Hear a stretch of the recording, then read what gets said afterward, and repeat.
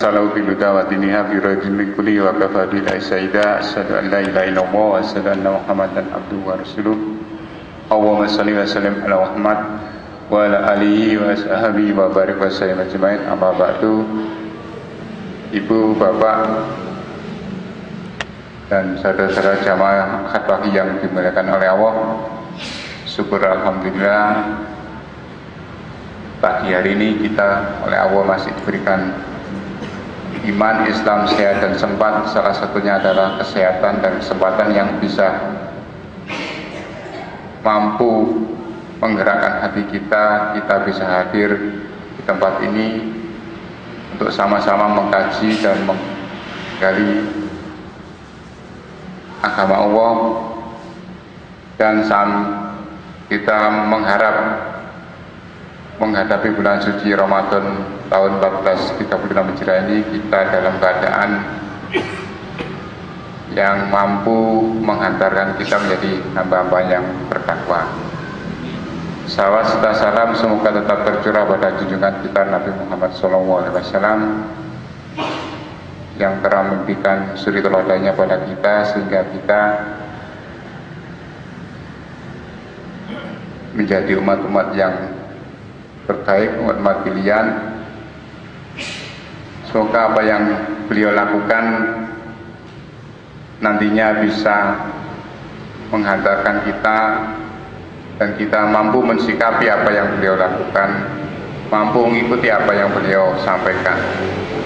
Bapak sekalian yang berbahagia, insya Allah kajian pagi hari ini akan dibantu oleh Ustadz Junari Maki yang akan berbicara masalah hadis, lanjutan dari apa yang dulu dia sampaikan. Marilah kajian pagi hari ini kita mulai dengan bacaan basmalah. Untuk waktu 1 jam ke depan sampai jam 7:04, waktu sebenarnya kami berikan kepada Ustaz Junari. Monggo.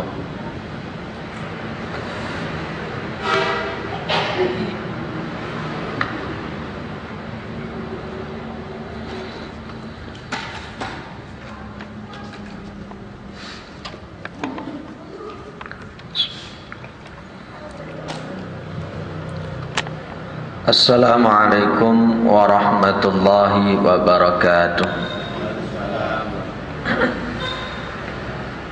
Alhamdulillahilladzi arsala rasulahu bil huda wa dinil haq liyudhhirahu 'ala ad-dini kullih wa kafaa billahi shahida. Asyhadu an la ilaha illallah wa asyhadu anna Muhammadan abduhu wa rasuluhu la nabiyya ba'dah. Allahumma salli ala Muhammad wa ala alihi wa sahbihi wa man tabi'ahum bi ihsanin ila yaumiddin, amma ba'du. Wa qala Allah ta'ala: A'udzu billahi minasyaitonir rajim. Bismillahirrahmanirrahim. Qalu subhanaka la 'ilma lana illa ma 'allamtana innaka antal alimul hakim. Para jamaah yang dimuliakan oleh Allah Subhanahu wa ta'ala, kita bersyukur kepada Allah Subhanahu wa ta'ala atas segala nikmat karunia yang diberikan oleh Allah Subhanahu wa ta'ala kepada kita semua. Nikmat yang melimpah, yang banyak, yang tidak mungkin bisa kita hitung, yang tidak mungkin bisa dihitung oleh makhluk-makhluk Allah Subhanahu wa ta'ala. Sehingga di dalam Al-Quran Allah berfirman, wa in ta'uddu ni'matallahi la tuhsuha. Terutama kita bersyukur sampai pada pagi hari ini atas nikmat iman, nikmat Islam, nikmat sehat, dan juga nikmat kesempatan, sehingga kita masih mampu untuk melakukan salah satu kewajiban kita, yakni mengkaji agama Allah Subhanahu wa ta'ala. Dan kedatangan kita pada pagi hari ini adalah sesuatu yang sangat luar biasa, ya.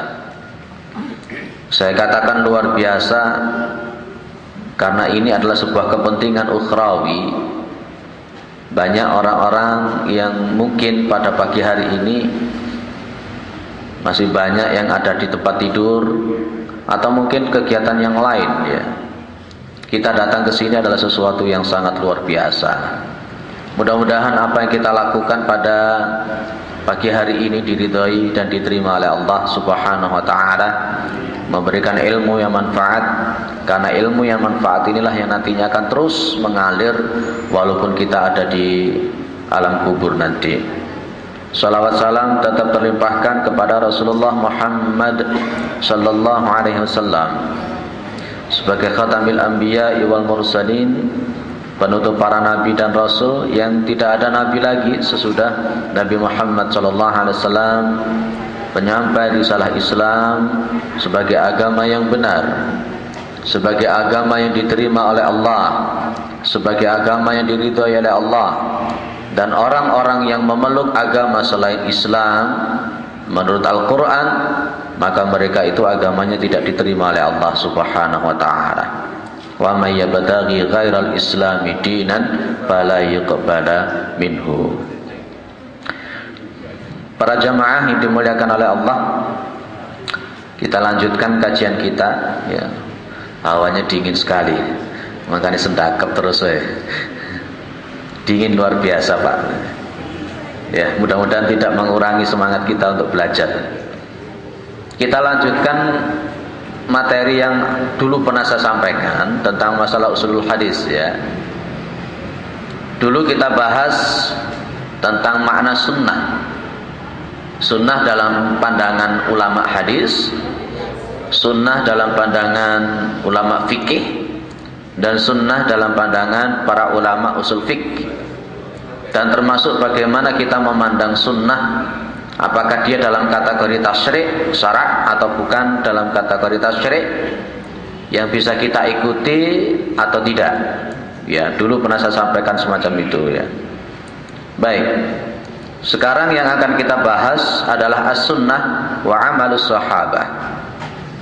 Sunnah dan amalan para sahabat. Nanti otomatis kalau berbicara tentang sunnah wa amalus sahabah, nanti kita akan nyerempet untuk membahas tentang masalah salat tarawih yang sebanyak 23 rakaat itu. Dan bagaimana sebenarnya majelis tarjih Muhammadiyah memandang tentang masalah itu. Dan bagaimana tentang pandangan Muhammadiyah tentang ijma'us sahabah atau amalus sahabah, apakah bisa dijadikan hujjah atau tidak. Itu nanti akan kita bahas ke sana. Kita komparatifkan bagaimana metode-metode saudara kita dan metode dari Muhammadiyah dan lain-lain, dan bagaimana sebenarnya sunnah wa amalus sahabah ini kedudukannya. Baik, Bapak Ibu yang dimuliakan oleh Allah Subhanahu wa ta'ala, para ulama, ya, para ulama kadang-kadang, saya katakan kadang-kadang, itu memberikan penguatan bahwa apa yang dilakukan oleh sahabat itu dianggap sebagai sunnah. Ya, para ulama kadang-kadang menguatkan bahwa apa yang dilakukan oleh para sahabat itu adalah masuk dalam kategori sunnah. Nanti ada contoh-contohnya. Ada dua hadis.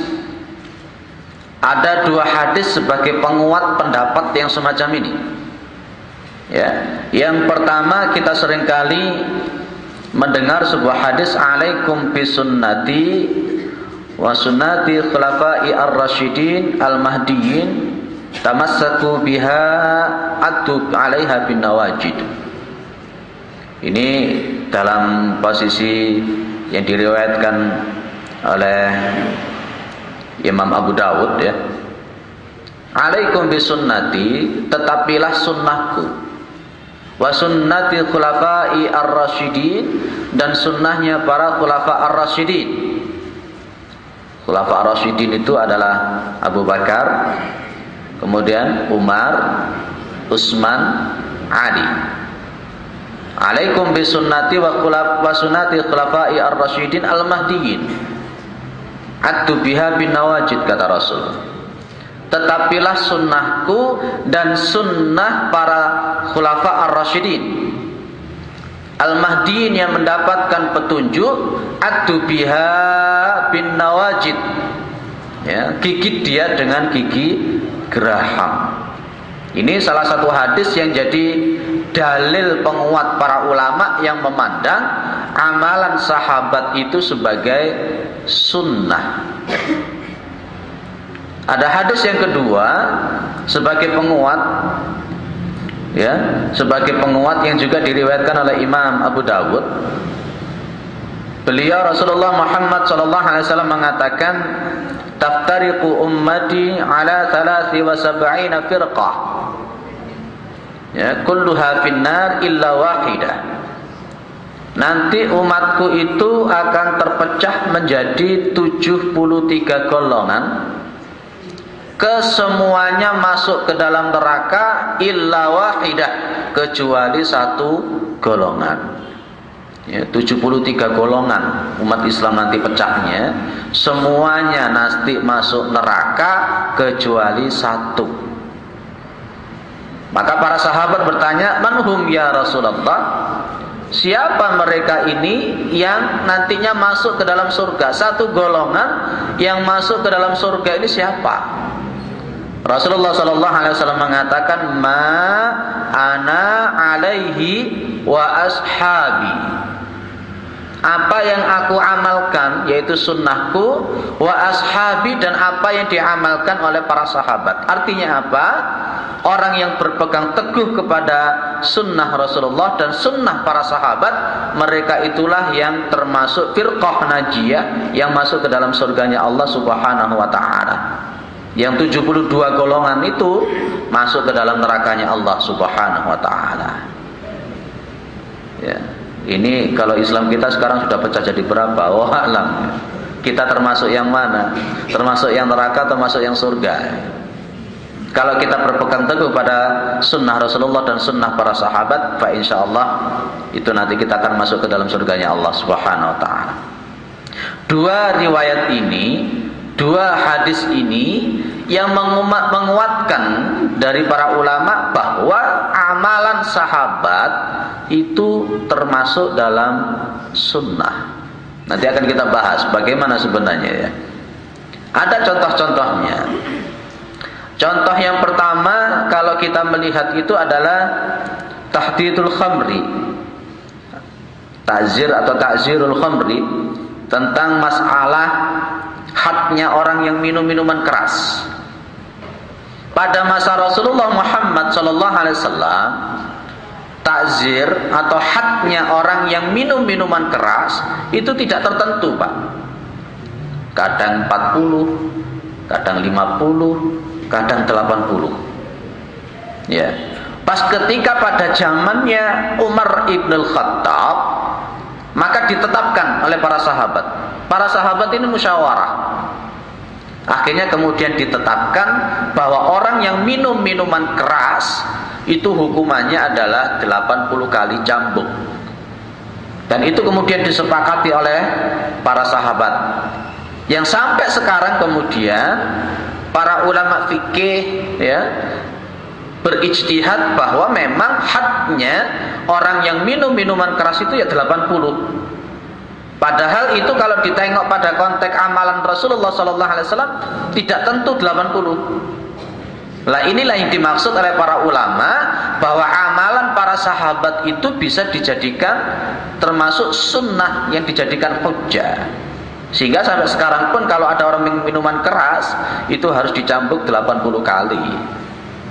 Kalau pemerintah kita sekarang malah membuka selebar-lebarnya, ya, pabrik-pabrik minuman keras.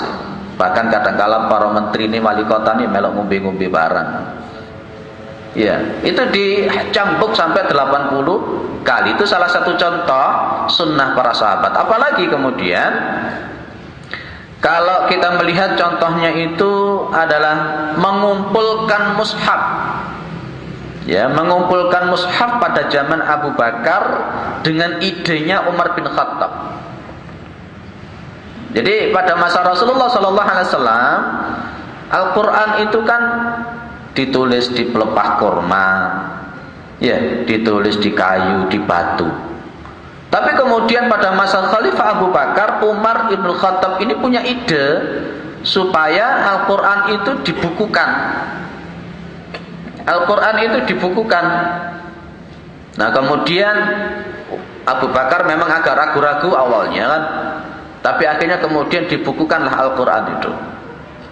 Sehingga kemudian kalau mengikuti pendapat para ulama semacam ini, pembukuan Al-Quran itu adalah termasuk sunnah. Kalau konteksnya dalam konteks as-sunnah wa amalus sahabah. Maka kalau dalam posisi semacam ini berarti pembukuan Al-Quran itu bukan bid'ah hasanah, bukan termasuk bid'ah wajib. Selama ini kan muncul di kalangan orang-orang yang mengikuti pendapatnya Izzuddin Ibnu Salam yang mengatakan bid'ah itu dijadikan 5. Ada bid'ah wajib, ada bid'ah mubah, ada bid'ah haram, ada bid'ah makruh dan lain-lain. Termasuk yang mengatakan bid'ah wajib itu mereka mengatakan para pendukung Izzuddin Ibnu Salam itu adalah pengumpulan mushaf ini. Saya katakan bahwa itu bukan bid'ah. Dia adalah al-maslahah al-mursalah dan ini adalah sunnah para sahabat. Itu bukan bid'ah. Sehingga kalau kita sepakat dengan kalimat alaikum bisunnati wa sunnati khulafai ar-rasyidin al-madiyyin, tetapilah sunnahku dan sunnahnya para khulafa ar-rasyidin al-madiyyin. Ini yang melakukan adalah Abu Bakar, Umar, dan disepakati dan disetujui oleh para sahabat yang lain. Maka perbuatan untuk mengumpulkan mushaf ini bukan bid'ah, tapi termasuk sunnah. Bisa terpahami Pak ya? Selama ini kan banyak muncul, itu kan para sahabat membuat bid'ah. Apa itu mengumpulkan mushaf? Bukan. Kalau kita belajar tentang usulul hadis seperti ini, pengumpulan sunnah ini masuk dalam kategori sunnah, ijma' para sahabat. Terus apalagi pada masa Utsman ibnu Affan, ya, pada masa Utsman ibnu Affan, qiraah itu dijadikan satu qiraah biharfin wahidin. Ya, jadi pas pada waktu itu umat Islam itu semakin banyak. Masing-masing itu mengedepankan dialeknya masing-masing. Kan ada 7 ya. Ya, unzilal Quran ala sab'ati ahrufin. Al-Quran itu diturunkan dalam 7 dialek atau 7 huruf. Semakin banyak umat Islam, baik kalangan Arab ataupun kalangan Ajam, orang luar Arab, itu kemudian masing-masing mereka ini mengedepankan, membanggakan dialeknya masing-masing. Akhirnya pada masa Utsman bin Affan, kemudian Al-Quran itu dijadikan satu baca, satu model yang sama, satu mushaf yang sama. Namanya disebut dengan mushaf Utsmani. Mushaf Utsmani. Selain daripada mushaf Utsmani pada waktu itu kemudian dibakar sebagai satu dara'i dalam istilah usul fiqh.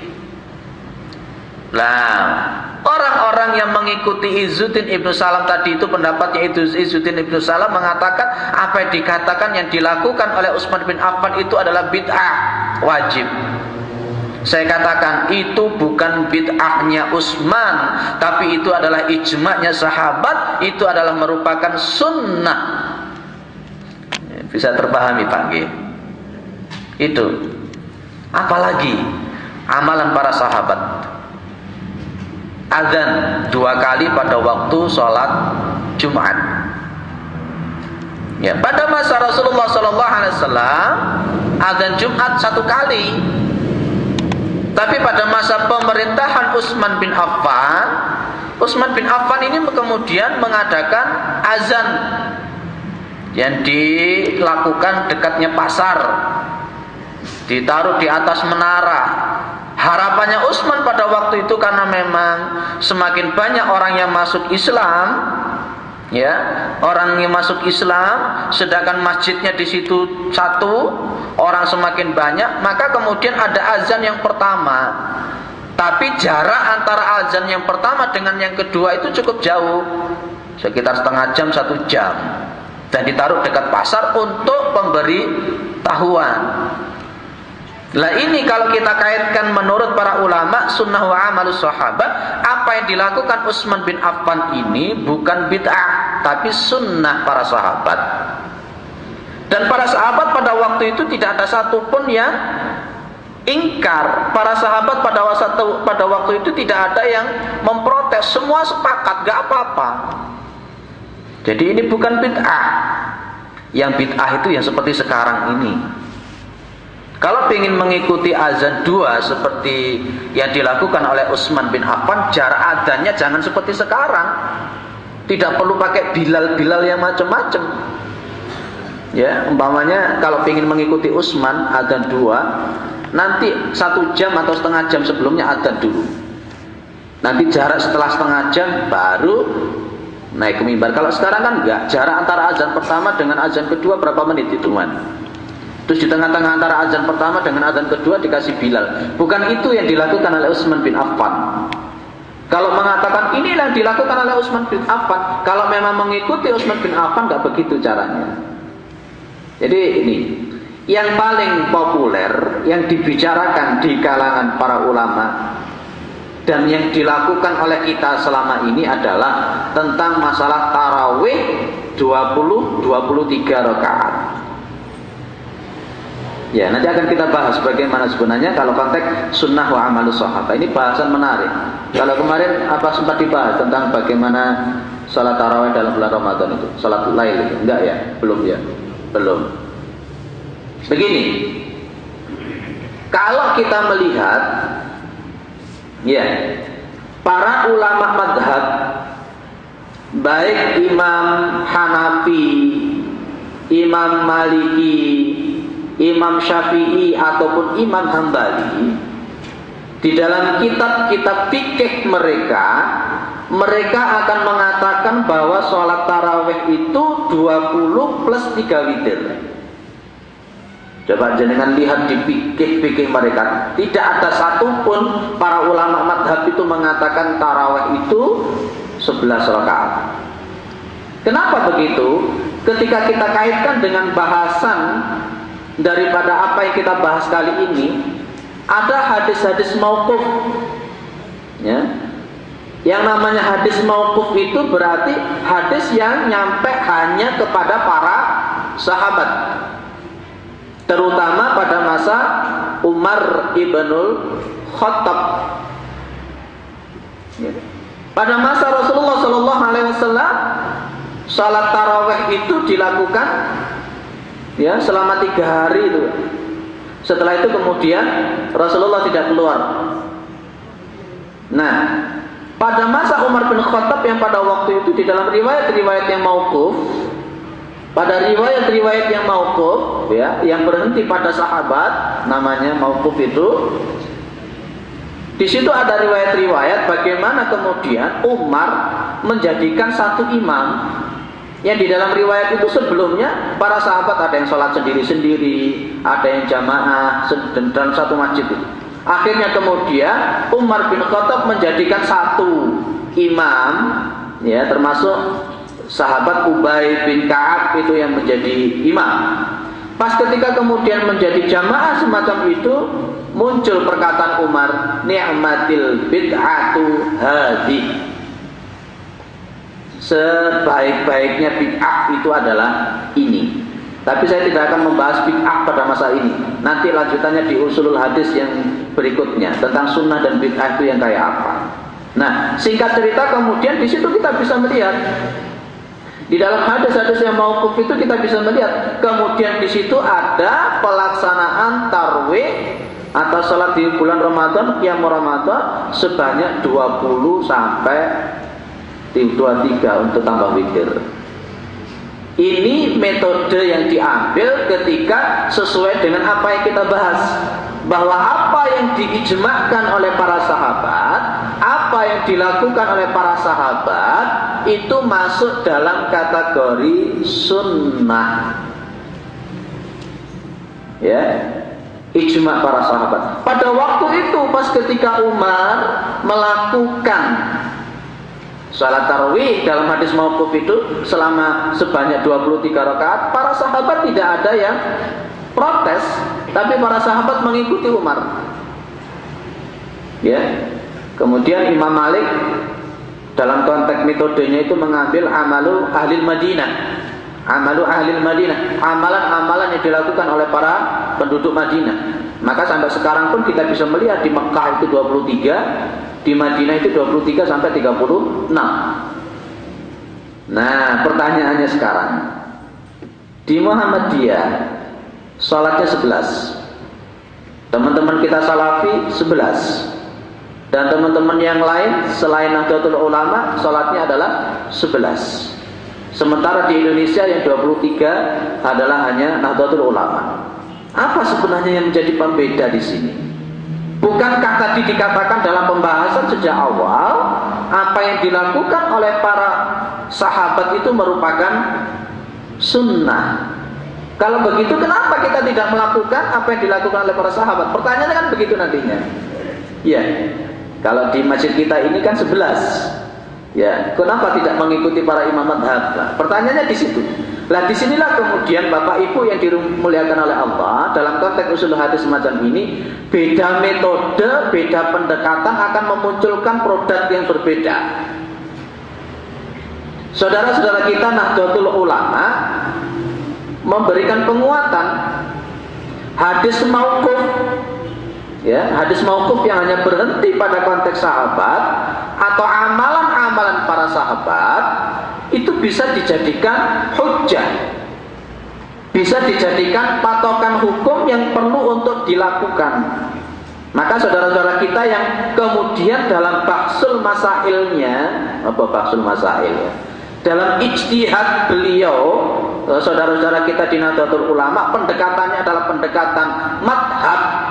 Ya, afiliasinya di Indonesia ini adalah madhab Imam Asy-Syafi'i. Imam Asy-Syafi'i mengambil metode pendekatan bahwa seperti yang kita katakan ini, ya, amalan para sahabat itu bisa dijadikan sunnah. Maka para ulama madhab yang di Indonesia adalah Imam Syafi'i mengatakan salat tarawih itu adalah 20-23. Maka saudara-saudara kita Nahdlatul Ulama yang afiliasinya kepada madhab, maka tarawihnya 20 sampai 23 rakaat. Tapi di Muhammadiyah, di Tarjih, di Majelis Tarjih dan Tajdid PP, ya, kemarin kalau kita kajian di hari Selasa itu, PP Muhammadiyah memberikan statement. Di antara manhaj yang bisa digarisbawahi adalah Muhammadiyah bisa, ya, Muhammadiyah bisa mengambil ijma' sahabat sebagai keputusan atau sebagai pengambil keputusan hukum. Saya katakan di situ Muhammadiyah bisa. Itu artinya tidak harus mengambil pendapatnya para sahabat. Kenapa? Begini. Kalau di dalam konteksnya, kalau ada kalimat ijma' sahabat itu bisa dijadikan untuk mengambil keputusan, berarti tidak semua pendapatnya para sahabat itu bisa jadi patokan hukum.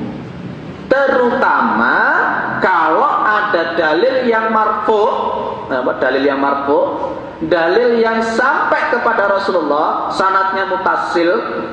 Ya, resikonya kalau kita belajar hadis itu begini, bahasanya bahasa rotor, ya. Yang nyampe kepada Rasulullah Muhammad SAW dalam konteks satu yang sama. Contoh, dalam masalah tarwih, ini kan nanti akan muncul. Sebenarnya di bulan Ramadan itu ada amalan khusus ataukah sama antara sholat tarawih dengan sholat malam yang lain? Ya, kalau umpamanya memang antara bulan Ramadan dengan non bulan Ramadan itu sama-sama sholat malam. Kalau bulan Ramadan disebut Qiyamul Ramadan, kalau selain bulan Ramadan dinamakan Qiyamul Lail, maka kalau patokannya semacam ini, nanti akan ada dua hal. Kalau majelis tarjih mengatakan bahwa kana Rasulullah sallallahu alaihi wasallam, maka Rasulullah sallallahu alaihi wasallam yazidu fi Ramadan wala fi ghairihi ala 11 raka'atan. Rasulullah sallallahu alaihi wasallam tidak pernah menambah baik di bulan Ramadan ataupun di luar bulan Ramadan atas 11 rakaat. Ya, nanti kita bisa melihat ada 4-4-3. Ini rekom yang paling gres dari PP Muhammadiyah yang kita kemarin bahas seminggu yang lalu di Majelis Tarjih Kota Malang. 4-4-3. Kalau di sini masih 2-2-2, tapi nggak apa-apa antara 2-2-2 atau 4-4-3 nggak masalah. Kemudian kita benturkan, kita munasabahkan dengan amalan para sahabat, terutama Umar bin Khattab yang salat tarawih itu 23. Nah, di sini kan nanti ada dua ya, 11 dan 23. Mana yang kita ambil? Yang satu adalah marfu', yang satu adalah marfu', bersumber langsung mutasil kepada Rasulullah. Yang satu berhenti di sahabat, namanya mauquf. Maka mana yang diambil? Kan begitu akhirnya nanti. Kalau di majelis tarjih dan tajdid, maka yang diambil itu adalah yang marfu'nya, bukan yang mauqufnya. Kecuali nanti yang marfu' yang nyampe kepada Rasulullah nggak ada, baru nanti yang mauquf bisa diambil. Itulah yang membuat berbeda, Bapak. Kalau di teman-teman kita, saudara kita NU, Umar bin Khattab melakukan 23, nggak masalah kita lakukan, walaupun Rasulullah melakukan 11. Oh, beda toh. Kalau di majelis tarjih mengatakan loh, yang mauquf dihandle, kan sudah ada yang marfu'. Itu Pak, perbedaannya diantaranya di situ. Jenengan kalau umpamanya kok ngotot-ngototan nggak akan ketemu, karena beda metode tadi itu. Sampai di dalam kitab Kifayatul Akhyar, di kitab Kifayatul Akhyar yang kita dulu ngaji di pondok itu, di pondok dulu itu, di kitab Kifayatul Akhyar sampai ada statement begini: orang yang sholat tarawehnya tidak 23 itu tidak sah. Sampai ada yang mengatakan begitu. Karena mereka lebih cenderung pada konteks amalus sahabah itu sebagai sunnah yang perlu diikuti. Yang mereka mengatakan kan nggak mungkin para sahabat itu membangkang perintah dari Rasulullah, begitu loh. Akhirnya muncul metode yang berbeda. Bisa terpahami ya? Ya, kalau kita belajar usulul hadis itu ya begini nanti. Saya kaitkan dengan bagaimana majelis tarjih dan seterusnya. Ini untuk sebuah penguatan. Memang jarang ya ngaji-ngaji semacam ini, jarang Pak ya. Hampir gak pernah ya. Jadi kalau kita ngaji semacam ini, Masya Allah ya. Karena memang hal-hal yang semacam ini, metode-metode semacam ini jarang diflorkan di Jamaah Muhammadiyah. Akhirnya yang muncul kemudian justifikasi, menyalahkan orang. Padahal di situ nanti akan metode yang berbeda. Ya, sehingga belum mana yang paling dekat, mana yang mendekati kebenaran. Menurut para jumhurul ulama, ketika antara hadis yang mauquf dengan hadis yang marfu', itu lebih diutamakan hadis yang marfu'. Ya, ini yang saya garis bawahi. Kalau ada hadis mauquf dengan hadis marfu', maka yang kita dahulukan adalah hadis marfu'nya yang bersumber langsung mutasil kepada Rasulullah SAW. Maka di sini di majelis tarjih, kenapa tidak mengambil yang 20-23? Karena di situ Rasulullah melakukannya 11 rakaat. Jadi jenengan nggak usah ragu-ragu untuk mengambil yang 11. Metodenya semacam itu. Ya. Kalau di dalam akidah Ahlussunnah wal Jamaah yang dikarang oleh saudara kita itu mengatakan, maka Rasulullah sallallahu alaihi wasallam yazidu fi Ramadan wala fi ghairihi, itu katanya salat witir katanya. Ya, ini itu adalah statement untuk penguatan pendapat mereka. Ada yang sebelum saya lanjutkan, mungkin ada yang perlu didiskusikan. Bahasanya semakin panas, menguadem saya kerasa panas lagi. Ada? Atau bahasanya terlalu tinggi, bisa terpahami Pak ya? Ada yang didiskusikan Ibu? Belum? Bapak ada? Baik. Nah, disitulah kemudian Bapak Ibu yang dimuliakan oleh Allah, termasuk di dalamnya nanti amalan-amalan yang dilakukan oleh sahabat itu kadangkala ada yang disebut dengan ilat hukum kenapa para sahabat itu melakukan itu. Maka disitulah kemudian ada metode taklili, metode taklil dalam manhaj tarjih Muhammadiyah itu. Contoh tadi yang saya katakan, kan kita bicaranya tentang amalan sahabat itu dijadikan sunnah. Yang kemudian amalan sahabat yang sunnah ini bisa tidak secara pasti harus diambil dalam konteks pengambilan keputusan hukum, kan begitu. Tadi kan Utsman bin Affan mengadakan azan berapa? 2. Kalau bagi saudara-saudara kita, itu berarti sunnah yang harus bisa diambil. Sehingga ketika sholat Jumat dengan 2 azan itu gak masalah. Berbeda dengan manhaj tarjih. Ada yang disebut dengan metode taklil. Metode taklil itu berarti begini ya. Sesuatu hukum yang muncul itu pasti ada ilat hukum, atau yang dalam bahasa kaidah usul itu dikatakan al-hukmu yaduru ma'a illatihi wujudan wa adaman. Bahasa-bahasa sing rada enggak apa-apa wis. Setiap hukum itu akan berputar sesuai dengan sebab kenapa hukum itu harus ada, wujudan atau adaman, ada atau tidak. Kenapa Muhammadiyah kemudian tidak mau menggunakan azan 2 kali? Ini ada metode taklilnya. Padahal tadi katanya ijma' sahabat itu bisa diambil untuk jadi keputusan hukum, menjadi sunnah. Tapi kenapa Muhammadiyah tidak mengambil azan 2 kali, cukup dengan 1 kali? Itu ada metode taklil.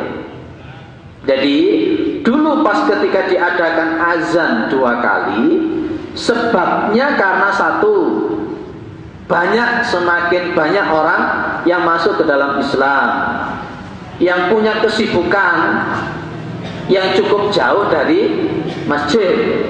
Masjidnya 1 di Madinah, masjid itu. Nah, ketika kemudian diadakan 1 kali, maka akan muncul nanti orang-orang yang jauh itu, jarak antara khutbah dengan azan yang dekat itu, yang ketika imam sudah naik baru azan, maka dimungkinkan pasti sahabat-sahabat yang jauh tadi itu akan telat, ya, akan mengikuti. Padahal ruh daripada sholat Jumat itu yang mendengarkan khutbahnya itu. Sehingga kemudian Utsman bin Affan punya keputusan, sudahlah setengah jam 1 jam sebelumnya azan, pemberitahuan. Setelah kemudian para sahabat itu kumpul di masjid, baru dimulai azan yang kedua. Menurut Muhammadiyah dan saudara-saudara kita Salafi dan lain-lain itu, ilat hukum yang ada pada masa Utsman sekarang itu sudah hampir tidak ada. Karena dalam satu kota itu kalau kita hitung sudah berapa belas masjid, orangnya juga deket-deket. Sehingga meskipun cuma azan yang pertama, orang akan berpikir, apalagi sekarang sudah ada speaker Nah, akhirnya kemudian muncul pendapat sudah azan di Muhammadiyah itu cukup 1 kali. Marfu'nya kepada Rasulullah itu azan cukup 1 kali ketika imam naik ke mimbar. Dan Utsman bin Affan mengadakan azan itu ada ilat hukum. Kalau memakai metode taklil, maka tadi saya katakan yang marfu' itu lebih didahulukan daripada yang mauquf. Ini semakin terang bahwa kita sekarang ini. Kenapa sih saya kok adanya cukup 1 kali, padahal Utsman bin Affan 2 kali? Kenapa sih kita ini tarawihnya 11 kali, padahal Umar bin Khattab itu 20 kali? Gak usah bingung. Ternyata pemahamannya di situ, Bapak, Ibu. Pemahamannya di sana. Nah, disinilah kemudian muncul metode-metode mana yang mendekati Rasulullah Muhammad SAW. Jadi jenengan ketika dikatakan wah sholat 11 rakaat itu Wahabi, kata siapa? Rasulullah melakukannya 11. Walaupun nanti di dalam perkembangannya sholat tarawih dan witirnya Rasulullah itu macam-macam. Yang panjenengan kenal selama ini kan yang 11. Padahal banyak. Ya, ada kadang-kala ya 11, kadang 9 dan lain-lain. Witirnya kadang-kala Rasulullah juga witir 3 rakaat 1 salam. Ada yang 5 rakaat langsung 1 salam dan lain-lain. Tapi tidak sampai ke sana. Karena pembahasan kita itu adalah konteksnya usulul hadis tentang masalah sunnah dan amalan para sahabat. Itu banyak, Pak, amalan-amalan para sahabat yang kemudian itu dijadikan keputusan hukum. Tapi sekali lagi para ulama mengatakan bahwa kalau ada hadis mauquf dengan hadis marfu', maka tadi yang didahulukan apa, Pak? Hadis yang marfu, yang bersumber kepada Rasulullah Sallallahu Alaihi Wasallam. Kecuali kemudian di konteks hadis-hadis yang marfu, yang nyampe kepada Rasulullah nggak ada, maka kita mengambil yang hadis yang mauquf tadi, yang nyampe kepada sahabat saja. Itu metodenya. Termasuk di dalam bahasan kita menggali, memahami Al-Quran, ketika memang Rasulullah tidak memahamkan, menafsirkan tentang makna-makna Al-Quran secara terperinci, gak ada umpamanya, maka kita tengok bagaimana pemahaman para sahabat itu. Metodenya seperti itu. Jadi istilahnya kalau Imam Hanafi di dalam metodenya itu, kita lihat bagaimana Rasulullah memahami Al-Quran. Ternyata tidak ada keterangan dari Rasulullah memahami itu. Maka kita tengok bagaimana pemahaman para sahabat. Kok ternyata kemudian Rasul gak ada, sahabat gak ada pemahaman, maka turun ke tabi'in. Nah, dan seterusnya. Itu adalah konteks-konteks tingkatan-tingkatan di dalam pemahaman itu. Dalam memahami hukum Islam, maka kita lihat dulu sunnah yang marfu kepada Rasulullah ada tidak. Kalau memang ada, ya itu sudah. Tapi kalau di Rasulullah kemudian tidak ada, turun bagaimana yang bersumber dari para sahabat. Ternyata kok dari Rasulullah nggak ada, dari sahabat nggak ada, turun lagi bagaimana statementnya para tabi'in. Kok ternyata sahabat, Rasul, tabi'in kok nggak ada, turun ke tabi'in. Itu, Pak. Sehingga kemudian di dalam pemahaman hukum di majelis tarjih di organisasi kita ini, madhab, ya, mazhab itu bukan patokan hukum yang harus dilakukan. Ya, jadi pendekatannya beda, Bapak. Sekarang kita sudah paham. Saudara kita NU mengambilnya dari langsung produk yang sudah jadi, yaitu madhab. Makanya kalau anak-anak kita itu kemudian kita pondokkan di pondok pesantren yang afiliasinya pada konteks madhab, nanti akan berbeda dengan kita. Karena apapun yang dikatakan oleh Imam Syafi'i dilakukan. Ini pendekatan madhab. Tapi kalau dalam konteks majelis tarjih yang kita lakukan sekarang adalah pendekatan langsung ijtihadi.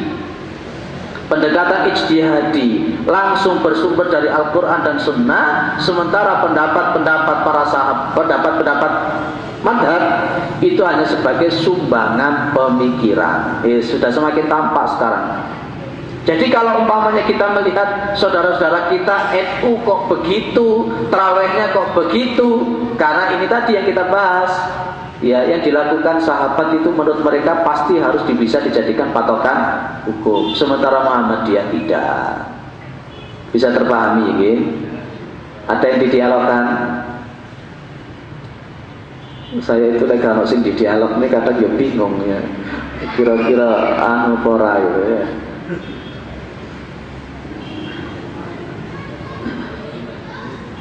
Tak minum sampai serak suaranya.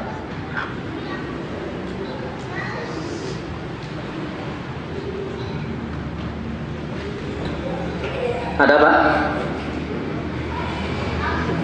Apa contoh lagi kira-kira dari amalan sahabat yang di masyarakat kita ini? Apa kira-kira? Apa Pak?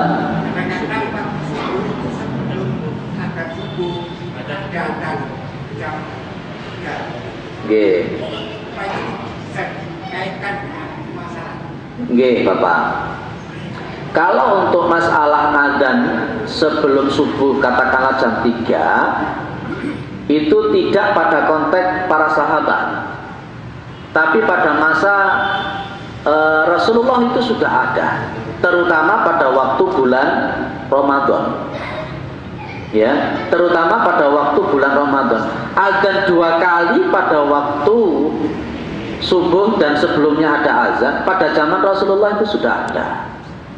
Sehingga kemudian di dalam sebuah riwayat yang sahih itu Rasulullah mengatakan bahwa jangan menghalangi kalian dari sahur kecuali azan yang kedua, yaitu azannya Bilal bin Abi Rabbah. Maka kemudian majelis tarjih mengatakan bahwa batasan sahur itu ya azan subuh, bukan teriakan imsak. Selama ini yang muncul di masyarakat, kalau sudah kalimat imsak, imsak, wis padha mandek kabeh gak wani mangan. Padahal itu kalimat imsak itu gak ada. Ya, sehingga apakah boleh kemudian kita lakukan jam 3 kita azan seperti pada masa Rasulullah, terutama pada waktu Ramadan, untuk membangunkan salat malam, untuk membangunkan salat malam dan apa? Sahur. Boleh. Tidak dimasalahkan. Yang kemudian yang jadi masalah adalah tambahan as-salatu khairum minan naum. Apakah ditambah pada azan pertama jam 3 itu ataukah pada waktu subuh? Saya lebih memilih bahwa as-salatu khairum minan naum itu adalah tambahan pada konteks azan yang pertama pada waktu jam 3 itu, untuk membangunkan salat subuh dan membangunkan untuk sahur. Kalau itu sudah pada masa Rasulullah SAW, sehingga kemudian azan pertama untuk membangunkan, azan yang kedua sebagai batas awal untuk melakukan puasa Ramadan. Sehingga nanti kalau di jenengan itu ada teriakan imsak, imsak, gak usah bingung, ngombe rokokan, rokokan aja. Mangan, ngombe gitu ya, minum itu jangan berhenti. Baru ketika azan berhenti. Karena memang untuk konteks imsak itu nggak ada dalilnya sama sekali. Ya, sekarang kan begini nanti munculnya. Ya, guyonannya begini. Di Masjid Al-Huda teriakan imsak itu jam 4 lebih 10 menit katakanlah. Di Masjid Al-Ikhlas kemudian teriakan imsaknya itu jam 4 lebih 12 menit. Di Masjid A.R. Fakhrudin, kalau ini bukan A.R. Fakhrudin di sana, di sini itu jam 4 lebih 15 menit. Jenengan pilih yang mana? pasti milih yang 4-15 menit. Padahal ini nanti kan teriakan imsak itu berbeda. Itu sebenarnya hanya cuma sebuah peringatan, tapi bukan batasan awal untuk melakukan puasa. Batas awal puasa itu ya azan subuh itu. Begitu. Jadi 2 azan pada masa Rasulullah itu sudah ada, Pak. Sudah ada. Selama ini jenengan kalau imsaknya milih yang mana, azan atau teriakan imsak? Kebanyakan ragu-ragu, tak boleh sing imsak kayak wis masih turun adzan aku tak mantep. Nah, begitu kan biasanya. Terus gak apa-apa, pokoknya jangan dipikir bahwa itu sebuah syariat. Yang saya kritik di PDM atau apa, kadang-kadang kan mengeluarkan jadwal Ramadan, di situ masih ada ditulis imsak. Itu yang saya sering kritik itu. Padahal itu tidak ada. Tapi di PDM, tapi kalau untuk PP sudah enggak ya. Kalau PDM apa kota atau kabupaten kadang-kadang pas ketika mengeluarkan produk jadwal Ramadan itu masih ada tulisan imsak. Kalau saya husnudzon saja, mungkin untuk apa jaga-jaga dan sebagainya itu. Baik, yang lain. Oke. Gimana? Qunut witir, baik.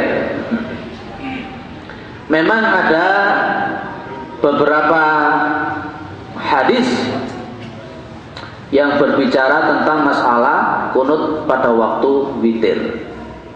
Kalau saudara-saudara kita mengatakan biasanya qunut witir itu akan dilakukan separuh daripada Ramadan, ya kan? Mulai 16 Ramadan sampai terakhir di Nahdlatul Ulama. Permasalahannya kemudian begini, ya. Kedudukan hadis tentang qunut di witir ini yang menjadi masalah. Metode penelitian hadis tentang sahih atau tidaknya qunut pada waktu witir ini yang jadi perbedaan pendapat.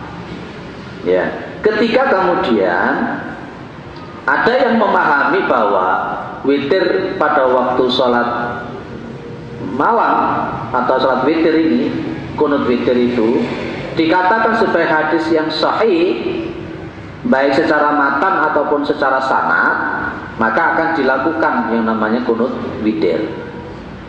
Tapi ketika kemudian diteliti ulang, ketika para ulama hadis yang mengatakan bahwa hadis-hadis yang berkenaan dengan qunut pada waktu sholat witir itu tidak sahih, maka akan muncul pemahaman gak perlu qunut pada waktu witir. Kalau ditanyakan apakah ada atau tidak, jawabannya seperti itu. Kita tidak mengatakan tidak ada, atau kita tidak mengatakan ada. Tinggal konteks nanti posisi penelitian hadis itu. Lah di majelis tarjih, saya katakan memang ini kan pengajian akad pagi kan punyanya Muhammadiyah ya. Maka saya katakan di majelis tarjih itu mengatakan tidak ada, dalam artian tidak perlu diamalkan untuk melakukan qunut witir pada waktu sholat witir. Dan itu sudah tersosialisasikan. Termasuk di masjid kita ini kan tidak pakai witir ya Pak ya. Gitu. Karena oh tidak ada qunutnya, oh, nggak ada witir sampean. Nggak ada qunutnya pada waktu witir. Jadi itu yang kita amalkan. Jadi dalam konteksnya adalah pada posisi ini loh pemahaman itu. Maka kalau di majelis tarjih itu ada pemahaman begini dalam meneliti hadis.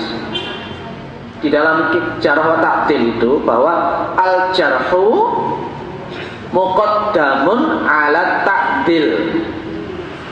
Apa itu al-jarhu muqaddamun ala ta'dil?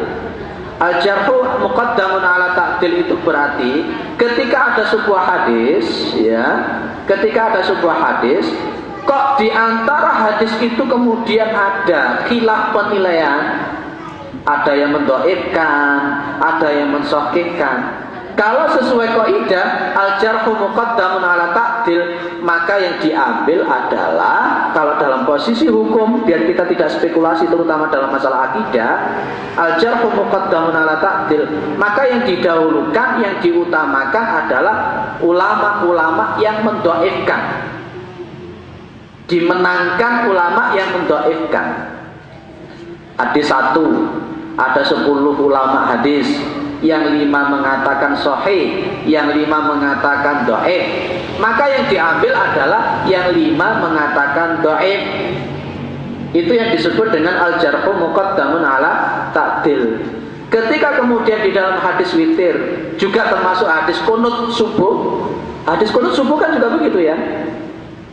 Ya, ada yang mengatakan sahih, yang kana Rasulullah sallallahu alaihi wasallam yaqnutu fi salati subhi hatta faraqat dunya, itu hadisnya.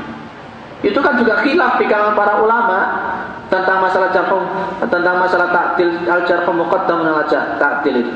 Nah, sehingga kembalinya adalah hadis tentang kunut pada waktu witir itu kedudukannya, kekuatannya kayak apa. Kalau kemudian tetap memakai kaidah al-jarhu muqaddamun ala ta'dil, berarti yang mendhaifkan itu yang diambil. Sehingga kalau sudah konteks seperti itu, itu dhaif. Kalau dalam konteks masalah hukum dan akidah, hadis dhaif tidak bisa dijadikan patokan hukum. Itu yang ada di majelis takjih. Sehingga nantinya begini, berbahaya kalau kita menggunakan hadis dhaif dalam masalah hukum. Panjenengan yasinan selama ini kalau malam Jumat itu kan dhaif semua, bahkan ada yang palsu. Akhirnya kalau kita menggunakan seperti itu, malam Jumat surat Yasin tok sing dibaca. Padahal yang paling sahih itu adalah membaca surat Kahfi malam Jumat itu, bukan surat Yasin. Begitu. Nah, ini metode yang semacam ini. Kalau kita berkumpul dalam sebuah metode organisasi yang kita sekarang lakukan, konsekuensinya ya harus mengikuti metode organisasi yang kita lakukan. Maka di Muhammadiyah gak ono istighosah, tahlilan, yasinan, itu gak enak. Karena konsekuensi tidak mau menggunakan hadis-hadis yang dhaif, apalagi yang palsu.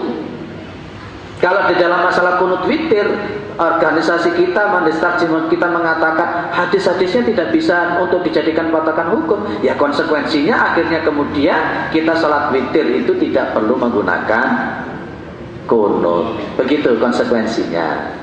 Jenengan pengumum di sini kan saya katakan sudah kuat-kuat di organisasinya, ya seperti itulah. Jadi kita melakukan karena satu metode, yang kedua kita berusaha mengikuti sunnah Rasulullah Sallallahu Alaihi Wasallam. Yes, gak usah yasinan, supaya aku ini gak tahu yasinan. Ya. Kalau baca tahlil setiap hari, tapi kalau tahlilan enggak. Kalau tahlil setiap hari, kalau tahlilan enggak. Itu konsekuensi metode yang harus kita ambil. Baik, ada yang lain? Nggih. Pada selawat yang diberikan kalau zaman sahabat itu apa ada ya? Nggak ada. Biasanya kalau di saudara kita, mohon maaf, setiap 2 rakaat ada sholawat, teriak. Kadang-kala anak-anak kita SMP itu kurang ajar. Kalau ketika ada kalimat Allahumma sholli ala Muhammad, kan bukan Allahumma sholli ala. Ayo boleh kan gitu ya. Itu kurang ajar, itu jalur ditapui. Jadi itu teriakan Bilal semacam itu pada masa Rasulullah sama sekali enggak ada.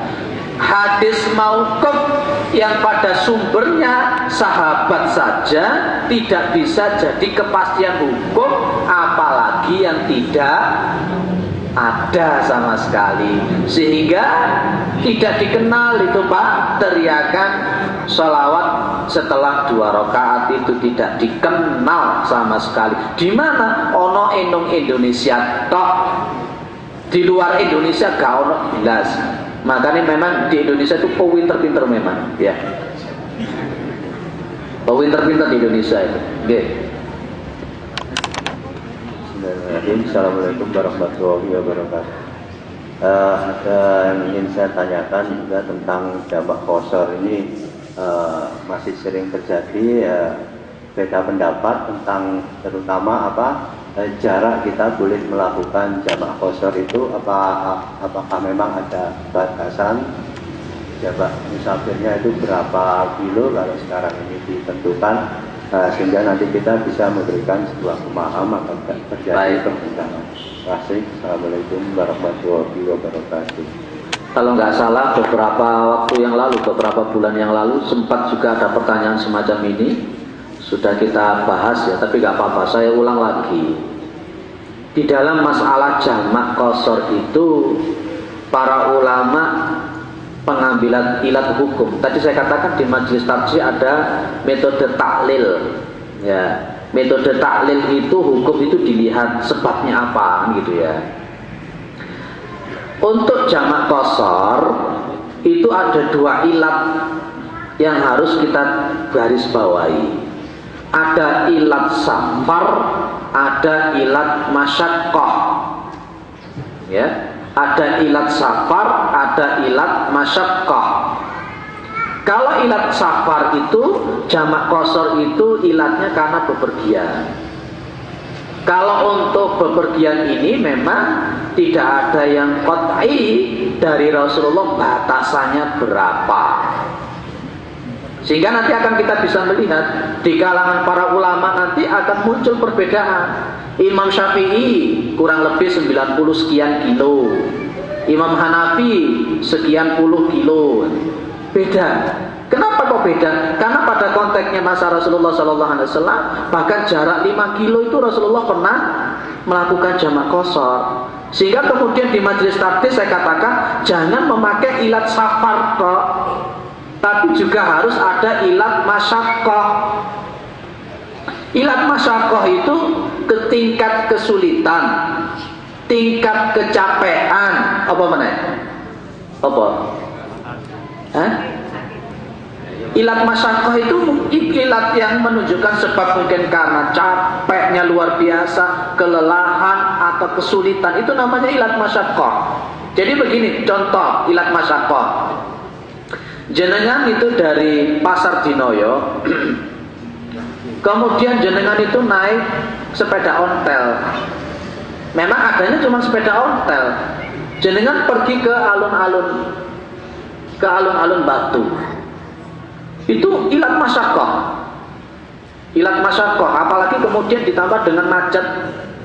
Akhirnya kemudian kalau kita naik sepeda motor dari Dinoyo sampai ke alun-alun Batu kurang lebih nggak sampai setengah jam. Tapi ketika memakai sepeda ontel dari Dinoyo sampai ke Batu sana, karena macet juga sepeda ontel bisa ditempuh sampai 2 jam. Ya kan? Capek, macet, kelelahan. Lah ini termasuk ilat masyaqqah. Jarak antara Pasar Dinoyo dengan Batu kurang lebih berapa kilo? Itu sudah masuk, kalau kita lihat dalam hadis-hadis Rasulullah, itu sudah masuk, ilat safarnya sudah masuk. Boleh diilat qashar. Tapi kemudian jangan sampai melakukan terlalu bermudah-mudahan dalam masalah hukum. Kalau panjenengan dari Malang ke Jakarta memakai pesawat terbang, ya, memakai pesawat terbang jet pribadi apalagi, jalan sana itu kalau kurang lebih cuma 1 jam, Malang Jakarta, nggak capek, nggak apa, nyaman dari sana, nggak capek sama sekali. Apakah kemudian muncul jamak qashar? Itu kalau kita cuma memakai ilat safar, iya. Maka disinilah kemudian kita mengambil sesuatu yang proporsional. Jangan terlalu mudah-mudah untuk pengambilan konteks jamak qashar, tapi juga jangan terlalu memberat-beratkan untuk melakukan jamak qashar, proporsional. Gitu. Sehingga kemudian di kalangan para ulama silahkan mengambil azimah hukum asal atau mengambil rukhsah. Sehingga dua hal ini perlu kita kembangkan, Pak. Selama ini yang muncul kan lunga nang gondang legi ngono wis langsung jamak qashar. Hanya melihat dari konteks ilat safar. Kalau saya katakan pada para jamaah, jangan hanya sekedar ilat safarnya saja, tapi perlu dilihat ilat masyaqqahnya, tingkat kesulitannya, tingkat kelelahannya, itu. Sehingga saya tidak bisa menyalahkan saudara kita pas naik mobil Fortuner umpamanya, kemudian pas mengikuti kemarin pengajian di Gondang Legi yang didatangi oleh Pak Profesor Dr. Din Samsudin, pakai mobil yang bagus, nyaman, enak. itu kemudian ada saudara kita yang tidak mengkosor, ya masalah. Karena melihatnya bukan pada konteks ilat safar saja, tapi ilat masyakohnya lagi, tingkat kesulitan, tingkat kecapean, apalagi dalam posisi perjalanan yang begitu berat. Walaupun kemudian kita pergi dari Dinoyo sampai ke sini memacet total, ya memacet total, sehingga kita jarak tempuh dari Dinoyo itu sampai ke alun-alun Batu kok sampai 4 jam. Nah ini namanya masuk ilat masyakoh yang kemudian kita bisa menjamak qasar di sana. Begitu Pak. Kalau di Rasulullah dulu pernah menjamak hanya sekian kilo beliau naik onta, tapi yang dilalui oleh Rasulullah pada waktu itu bukan jalanan yang enak begini. Beliau menempuh padang pasir yang begitu panas, ya, perjalanan untuk memerangi musuh-musuh Allah Subhanahu wa taala. Lihat, pakai onta, medan yang begitu berat, juga pada konteks peperangan, meskipun jarak nggak sampai 5 kilo, Rasulullah melakukan jamak qasar. Tapi di situ yang saya pahami, Rasulullah memakai ilat masyaqqah tadi. Begitu Pak. Itu ya, baik, itu singkat saja. Ada yang lain? Terakhir, oke. Terima kasih. Kita akan mendengar setelah Jumat itu siapa yang akan pertama kita. Kemudian kita sudah khotib dan khutbah itu punya aksennya. Bagaimana sikap kita? Kalau kita maksudnya lagu-lagu yang tutup itu sudah tercatat. Ada banyak hadis-hadis yang dhaif, bahkan palsu di seputar Ramadan. Termasuk sapa sing tarawih 1 hari ini dapat ini, tarawih kedua dapat ini, tarawih ketiga dapat ini. Ya itu palsu. Terus gak usah gawe ngono-ngonoan. Gak perlu yang semacam itu. Kita melakukan sholat tarawih bukan karena faktor itu, ya. Kemudian kalau untuk masalah buku itu ditutup, ini berkenaan dengan sholat Jumat Pak. Memang ada hadis ya yang marfu, ketika kita datang ke masjid, posisinya kemudian kok kita ini imam itu sudah naik ke mimbar, itu maka catatan sholat Jumat itu oleh para malaikat ditutup. Tapi saya tidak sekaku itu. Apa masalahnya? Nah tadi itu pakai metode taklil. Ya, maka memang seyogyanya inilah salah satu ijtihad yang dilakukan oleh Utsman bin Affan tadi kalau kita kaitkan dengan bahasa materi tadi. Sehingga para sahabat jangan sampai ada yang terlambat untuk mengikuti salat Jumat. Tapi kebanyakan sekarang walaupun masjidnya cewek lega adzan kedua ngono gak teko. Ini di masjid manapun. Saya kalau setiap Jumat itu kan juga khutbah Jumat. Sering Pak. Bahkan kalau saya sudah naik ke mimbar itu baru datang kliwis. Saya naik mimbar itu assalamualaikum itu kadang ono sik telu, ono sik loro. Ini ya ditutup memang setelah hadis memang ditutup, tidak dicatat oleh malaikat. Walaupun sholat Jumatnya secara hukum tetap sah. Ya, tapi dia tidak punya fadilah tentang keutamaan yang dikatakan oleh Rasulullah SAW ini. Maka seyogyanya kalau kita mengikuti Rasulullah Muhammad SAW dan para sahabat dan para ulama, sebelum adzan atau sebelum imam naik mimbar, seharusnya kita itu sudah ada di masjid. Itu Pak. Kadang-kala kita sudah muqaddimah begitu sih teko salat malah ganggu malian. Iya toh? Di masjid sini enggak, alhamdulillah. Tapi yang di belakang juga banyak. Sama. Iya. Kalau beda nih, kalau di masjid saya Pak, waduh, kadang-kala teko wong limo sudah berkali-kali itu sosialisasi, tolong sebelum imam naik mimbar itu sudah ada. Karena nanti ada fadilah sholat tahiyatul masjid dan lain-lain. Kecuali ada uzur syar'i, tapi yo ojo dadi alasan. Kadang-kala khutbah kate mari kayak teko, karena warga untuk mendengarkan khutbah, begitu ya. Nah, ini termasuk sesuatu yang menyalahi sunnah. Ingat bahwa kita ini di sini adalah melakukan sunnah. Alaikum bisunnati wa sunnati khulafai ar-rasyidin al-mahdiyyin addu biha bin nawajid. Itu bahasan kita kali ini. Jadi sudah mulai terang, mudah-mudahan paham, mudah-mudahan bermanfaat.